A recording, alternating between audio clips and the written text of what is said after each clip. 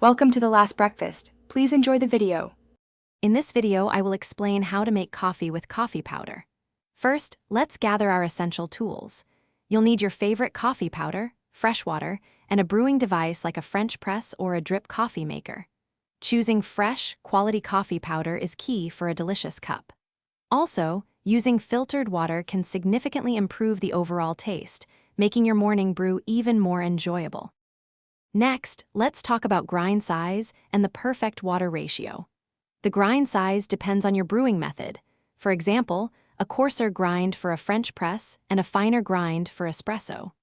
A good starting point is to use 1 to 2 tablespoons of coffee powder for every 6 ounces of water. Feel free to experiment with this ratio to find your ideal strength and flavor profile. Now, let's get to the actual brewing. Heat your water to the ideal temperature, which is typically between 195 and 205 degrees Fahrenheit. This temperature range extracts the best flavors without burning the coffee. Carefully pour the hot water evenly over your coffee grounds, ensuring full saturation.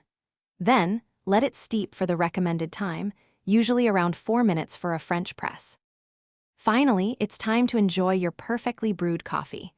Carefully separate the brewed coffee from the grounds, whether by pressing a plunger or removing a filter. Pour the rich, aromatic liquid into your favorite mug. Now, you can customize it to your liking, add a splash of milk, a spoonful of sugar, or any other flavorings you prefer. Savor every sip of your delicious homemade coffee. Thanks for watching. If this was helpful, leave a like and consider subscribing. See you next time.